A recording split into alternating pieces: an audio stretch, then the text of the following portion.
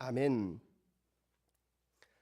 사람이 가지고 있는 원초적인 본능 가운데 이 권력에 대한 욕구가 있습니다. 왜냐하면 합법적으로 다른 사람을 지배하거나 통제할 수 있기 때문에 그렇습니다. 그래서 이 세상에서는 모든 사람이 다 권력을 누리고 싶어 합니다. 그래서 이 권력 앞에서 성경은 뭐라고 이야기하는가 하면 오늘날 너의 택할 자를 선택하라는 겁니다. 예수님께서 그 자기 백성을 죄에서 구원하실 자, 그런 이름으로 이 땅에 아기 예수로 오셨습니다. 그 예수님의 그 예표를 잘 보여주는 분이 구약에서 여호수아입니다. 하나님께서 구원하신다. 그분의 일성이 무엇입니까?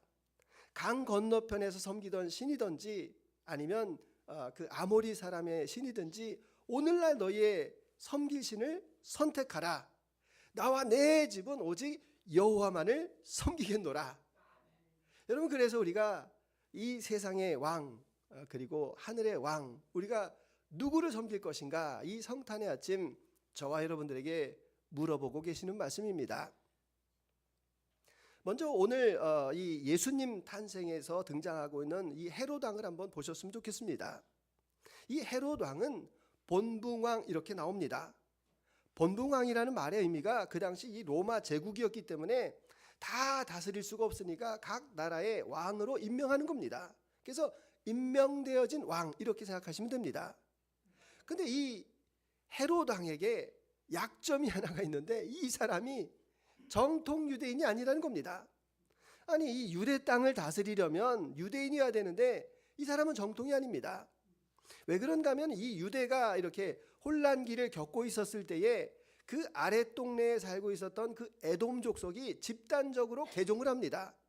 그 틈새에 끼어가지고 유대인이 된 사람이니까 이 왕으로서의 이 권위가 안 서는 겁니다.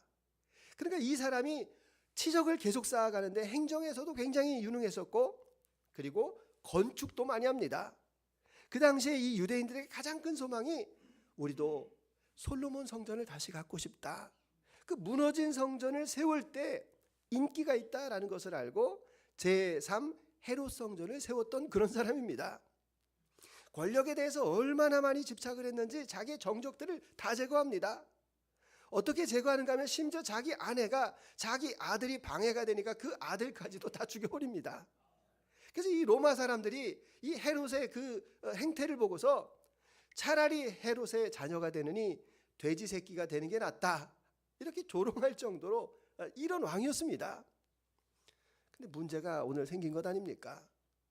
동방에서 온 박사가 8절에서 보니까 헤롯 왕을 찾아와 가지고 유대인의 왕으로 나시리가 어디에 있습니까? 여러분, 이 말은 금기어입니다. 해서는 절대로 안 되는 말인데 헤롯 왕이 이 말을 듣고 나서 이제 마음에 분노가 일었는데 평정심을 유지합니다.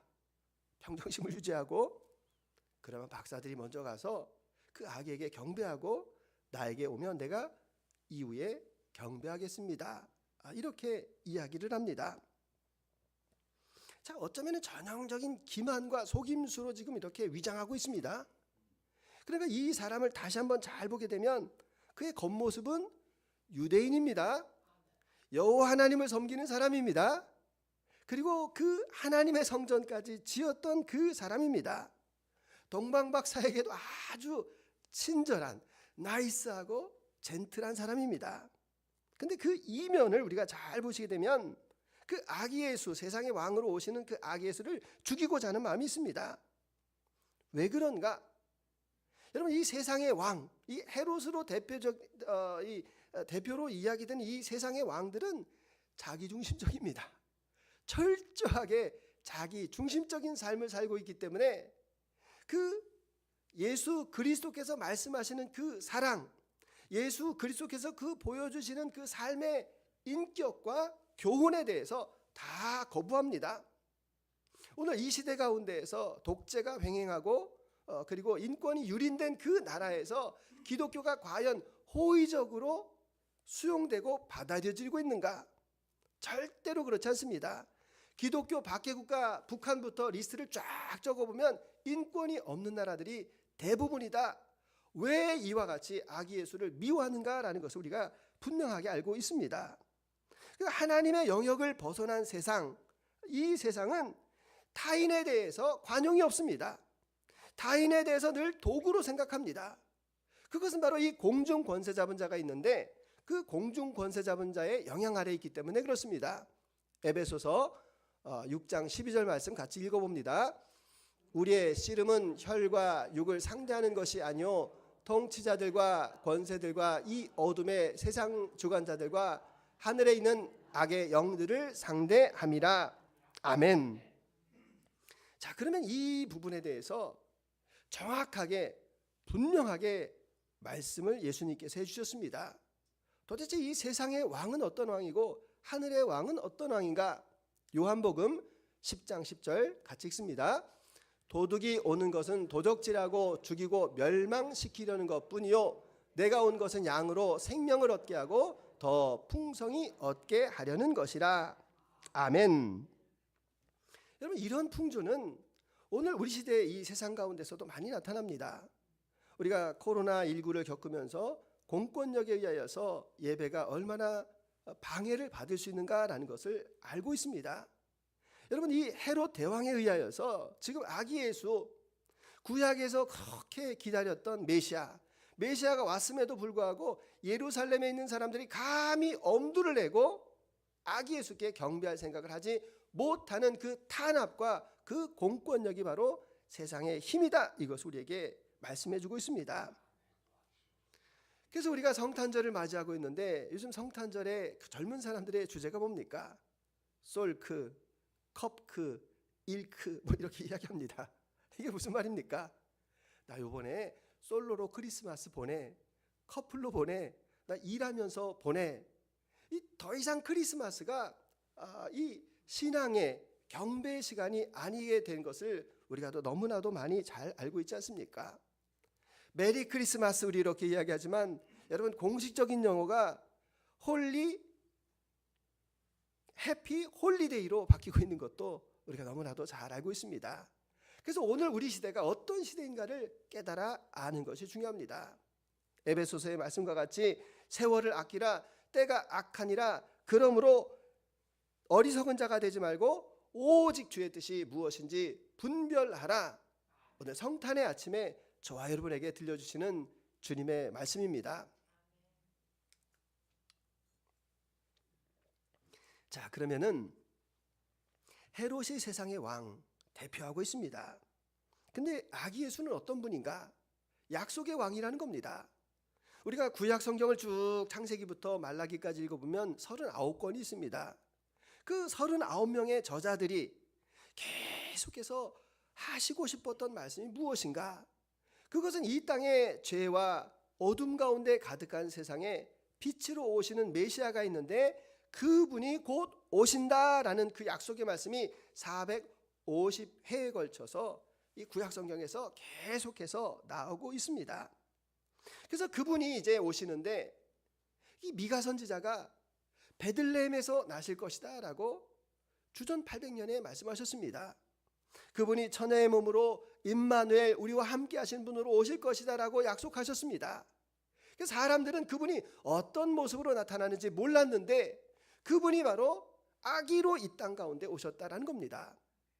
차라리 백마를 타고 갑옷을 입고 많은 호위병을 데리고 이 땅 가운데 오셨으면 저분이 메시아다라고 우리가 인정할 수가 있는데, 이야기가 더 쉬운데 그냥 가장 낮은 그 아기의 모습으로, 그 강보에 쌓여가지고 구유에 놓여 있는 그 아기의 모습으로 오셨다라는 말씀입니다. 그래서 여기서 혼돈이 생깁니다. 이 아기가 정말 신인가? 이 아기가 정말 인간인가? 이 기독론에 있어서도 사람들이 많이 이렇게 논쟁이 있어 왔습니다. 근데 더 중요한 것은, 여러분, 그 기독론도 중요하지만 더 중요한 것이 무엇입니까? 그것은 바로 신이 과연 얼마까지 낮아지실 수 있는가? 가장 큰 사랑의 모습이 도대체 무엇인가라는 것을 그 아기 예수가 우리에게 보여주셨다라는 말씀입니다. 그래서 빌립보서 말씀 가운데에서 그 성자 예수님은 하나님과 같은 분이셨다. 태초에 천지를 창조하실 때 함께 계셨던 신이셨다. 그런데 그 자리를 같음을 취하지 않고 이 땅에 종으로 오셨고 가장 낮은 자리에 오셨고 죽기까지 복종하셨다. 이렇게 말씀하십니다.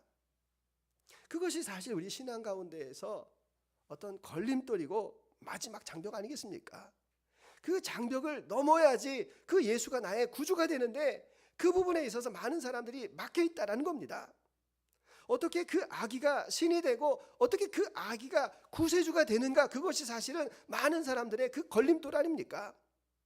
그래서 그 부분에 대해서 묵상하는 가운데에서 그 비움과 낮춤을 어떻게 이해할 수 있을까? 저는 이 부분에 있어서 무한 책임이다 이렇게 생각을 했습니다. 무한 책임이라는 것이 무엇입니까?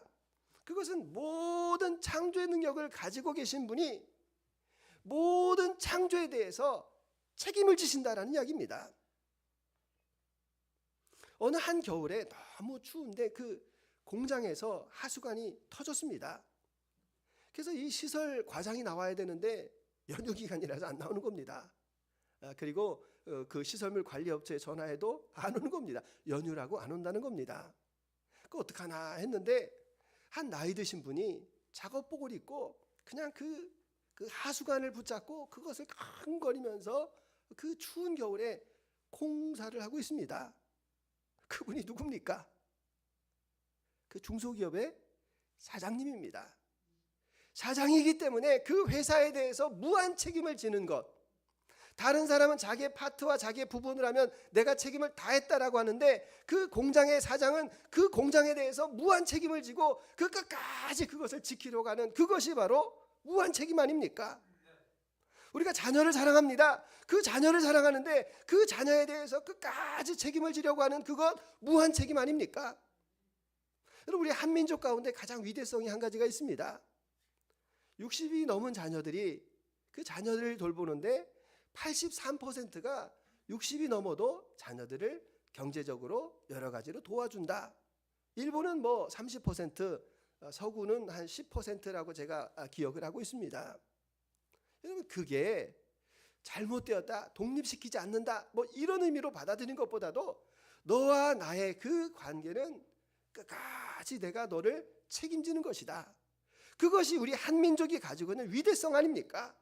우리라고 하는 것, 그 넓은 의미의 우리가 되어서 우리가 같은 마음으로 살아가고 있는 그것이 바로 무한 책임이다라는 것을 오늘 이 예수 그리스도께서 아기 예수로 오시는 것을 통하여서 우리에게 보여주고 계십니다.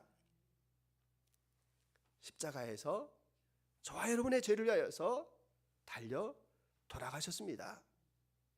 세상의 역사로는 끝인데 그 창조의 세계에서 그 성부 하나님께서 남겨두신 히든 카드가 있습니다.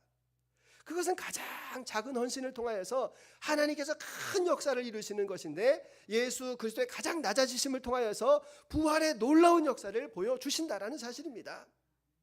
여러분, 우리가 동방박사 이야기를 잘 알고 있는데 황금과 유향을 가지고 그 먼 길 수천 킬로를 떨어져서 그곳까지 와서 경배를 드렸습니다. 그들의 그 작은 헌신이었었는데 그들의 그 물질을 통하여서 어떤 일이 벌어지는 것입니까? 이제 헤롯 왕에 의하여서 죽임을 당하게 되었으니까 주님께서 그 꿈속에서 그 아기를 데리고 애굽으로 피신하라. 그 피신하는 그 길 가운데에서 수천 킬로에서 떨어져 있는 그 정성, 황금과 유향과 모략을 통하여서 그들의 삶을 주님께서 책임져 주시는 것입니다. 주님의 원리가 어떤 겁니까? 우리 주님의 원리는 뒤집기의 원리입니다. 높아지는 사람은 낮추시고 낮아지고자 하고 겸손한 자를 주님께서 높이 세워주시는 그 뒤집기의 은혜가 바로 이 성탄절에 저와 여러분에게 임하고 있다라는 사실입니다. 그래서 이제 헤롯 왕에 의하여서 죽임을 당할 뻔한 그 요셉과 마리아, 그 아기 예수 애굽으로 이제 피난을 가게 됩니다. 꿈속에서 나타나셔서 현몽을 지시하시고 그리고 베들레헴에 가게 하시고 그리고 동방박사를 만나게 하시고 애굽으로 피신하게 하시고 때가 되어서 다시 나사렛으로 불러주시는 그 은혜, 여러분, 그 은혜 앞에 우리가 무엇을 깨달아 할 수가 있겠습니까? 잠언 24장 16절의 말씀 가운데에서 대저 의인은 7번 넘어질지라도 다시 일어나려니와 악인은 넘어지면 엎드려진다라는 그런 말씀이 있습니다. 의인으로 살아가고 하나님의 이름으로 살아갈 때 완전히 망하게 되는 7번의 그 어려움이 있을지라도 하나님께서 저들을 붙들어 주시고 인도하시는 은혜가 바로 예수 그리스도의 삶 속에서 나타나고 있지 않습니까? 왜 이런 역사가 나타나는가? 우리 같이 한번 시편 37편 23절 24절 읽어보겠습니다. 여호와께서 사람의 걸음을 정하시고 그의 걸음을 기뻐하시나니 그는 넘어지나 아주 엎드려지지 아니함은 여호와께서 그의 손으로 붙드심이로다. 아멘. 여호와께서 그의 손으로 붙들어 주시기 때문에 의인은 7번 넘어져도 다시 일어설 수 있는 그런 은혜를 우리에게 허락해 주시는 것입니다. 그래서 주님을 따르는 길이 어떤 길인가? 그것은 하나님과 세상을 재물을 겸하여 섬기지 못한다라고 말씀하고 계십니다. 그래서 그 선택을 말씀하고 계시는데 여러분 이 선택 가운데 가장 행복한 선택이 뭔지 아십니까? 서점에 가시면 지금 베스트셀러 1위가 어떤 책인지 아십니까? 40살에 읽는 쇼펜하우어. 이 책이 요즘 서점가의 1위입니다. 쇼펜하우어라고 하는 철학자가 있는데 이 철학자가 현대 철학자 니체와 같은 사람들에게 지대한 영향을 미쳤습니다. 이 사람이 인생을 살면서 철학적으로 행복이라는 게 도대체 무엇인가 이것을 그 책에서 기록을 했습니다. 이분이 뭐라고 이야기를 하는가 하면 인생의 무게, 삶의 무게를 바깥에 둘 때 가짜 행복에 빠지게 된다는 겁니다. 그 가짜 행복으로 살아갈 때 고통이 찾아온다는 겁니다. 자, 이 헤롯을 보게 되면 인생의 무게가 어디에 있습니까? 왕이 되고 그리고 높아지고 스스로 군림하고 그의 삶이 행복했습니까? 그의 그 말년을 보시게 되면 자기 아내도 죽이고 자식도 죽이고 주변에 있는 사람들이 그 곁에 가기를 두려워한 그런 불행한 삶을 살았던 사람이 바로 이 헤롯 왕입니다. 가짜 행복에 빠져서 그가 살았다는 이야기입니다. 근데 이 쇼펜하우어가 말하고 있는 진짜 행복이 무엇인가 하면 무게중심을 자기 밖에서 자기 안으로 찾는 사람이 인생 가운데서 가장 행복한 사람이다라고 이렇게 이야기를 합니다. 그래서 이 자기 안의 행복을 찾는 사람에게는 뺏지 못하는, 세상이 뺏지 못하는 자기 긍정이 있고 자부심이 있고 그리고 존재의 품격이 있다 이렇게 이야기합니다. 그 말이 정말 맞지 않습니까? 우리가 무엇인가 외향적인 것을 향하여서 살아갈 때 세상에 있는 것들을 추구하고 살아갈 때 가질 수는 있겠으나 그 마음의 공허함이 우리 안에 찾아온다는 겁니다.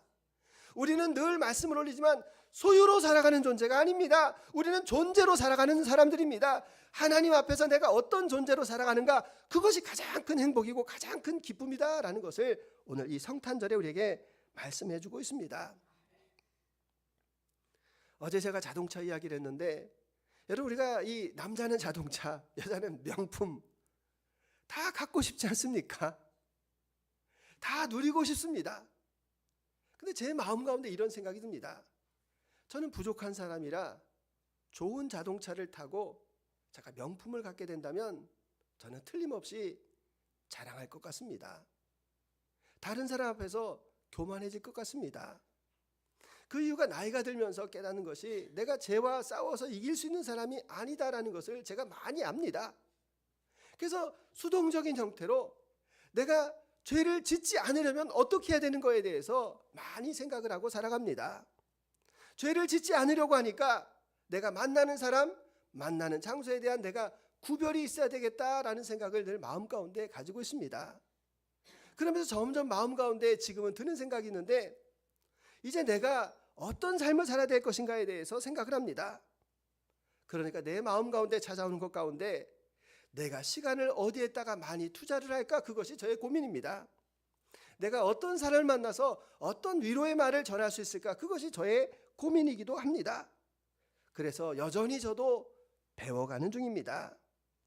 운전을 할 때가 있습니다. 운전을 할 때 예전에는 제 마음도 느슨해졌는데 지금은 할 수 있으면 복음성가나 찬송가를 드리려고 애를 많이 씁니다. 왜냐하면 다른 걸 잠깐 들어보니까 다른 생각이 세속적인 생각이 제 안에 들어오기 때문에 내가 나를 지키는 것은 그냥 찬송가를 붙들고 있고 주의 말씀을 붙드는 것이 내가 사는 길이다라는 것을 저도 깨달아 알기 때문에 그렇습니다. 오늘 우리 시대에 다들 누리고 싶어 하고 갖고 싶어 하는 것이 권세입니다. 그 권세라는 것은 다른 사람을 통제하고 지배할 수 있기 때문에 내 이름을 드러낼 수 있기 때문에 그렇습니다. 그런데 그 권세라는 것은 주님께서 허락하신 것입니다. 최근에 어떤 일타 강사의 강의를 들어본 적이 있습니다. 이분이 고등학생들 앞에서 이야기합니다. 야, 내가 다시 고등학생이 되면 진짜 공부 열심히 하겠다. 진짜 공부 열심히 해가지고 내가 좋은 대학에 가고 싶다. 좋은 대학에 가면 야, 너희 그 부인을 어느 레벨에서 만나겠느냐? 그 레벨에서 부인을 만나가지고 똑똑한 자녀를 우리가 둘 수 있다. 그리고 직장 생활을 하고 무슨 생활을 하더라도 대학을 좋은 데 나와보니까 역시 좋더라. 뭐 이런 이야기를 후배들에게 이렇게 쭉 들려줍니다. 그래서 제가 그 말을 곰곰하게 듣는 가운데에서 맞는 말이네. 필요한 말이네. 그런데 저 말이 참 무서운 말이다. 저 말은 우리를 치열한 경쟁으로 다시 몰아가고 있는 말이다라는 그런 생각이 좀 들었습니다. 여러분, 이 세상 가운데에서 내가 중심이 되어서 내가 무엇을 하겠다라고 하는 것이 얼마나 위험한가라는 것을 우리가 인식을 하셔야 됩니다. 그것은 우리가 내가 하겠다라고 생각하는 그 순간에 세상의 왕을 섬기는 지름길이 되기 때문에 그렇습니다. 내가 무엇을 하는 것이 아닙니다. 우리 앞에 전제가 있지 않습니까? 우리 앞에 전제는 은혜라고 하는 것이 있습니다. 주님께서 나와 같은 죄인을 사랑하셔서 그 아기 예수를 보내주셔서 나를 사랑하셔서 나에게 구원을 주시고 하나님의 자녀로 살아가게 하시고 내 힘대로 살지 아니하고 주님을 의지해서 살아갈 수 있게 하신 그 은혜가 나는 너무 감사합니다. 그래서 나는 공부를 할 때에도 사업을 할 때에도 목회를 할 때에도 내가 주님의 영광을 위해서 살아가기를 원합니다라고 우리가 고백하고 살아가는 것 아니겠습니까? 오늘 성탄을 맞이하며 이 땅을 섬기기 위해서 오신 예수님을 생각합니다. 그 예수님을 안고 애굽으로 내려가고 있는 그 요셉과 마리아의 발걸음을 우리가 보고 있습니다. 얼마나 고단하고 힘든 일이었을까? 그 여정길 가운데 얼마나 많은 외로움이 있었을까? 그러함에도 그들이 끝까지 믿음을 지킨 것은 무엇이겠습니까? 그것은 하나님의 그 크신 사랑만이 우리 안에 힘이고 능력이 됩니다. 그 하나님의 크신 그 사랑하심과 그 은혜로 인하여서 우리가 하나님의 자녀로, 백성으로, 의인으로, 믿음으로 살게 하신 것에 대해서 감사합니다. 여러분, 그 가치를 포기하지 않기를 바랍니다. 그 가치를 붙드시고 살아가기를 원합니다. 그리하여서 내가 이 세상에서 가장 잘한 일은 주님을 섬긴 일입니다. 내가 이 세상에서 가장 기쁜 일은 2023년 12월 25일 이 시간 주님 앞에서 예배를 드린 것입니다. 그런 귀한 고백이 저와 여러분 가운데 넘쳐나시기를 주님의 이름으로 축원합니다. 주님 감사합니다. 어떤 왕을 선택하겠습니까? 세상의 왕입니까? 하늘의 왕입니까?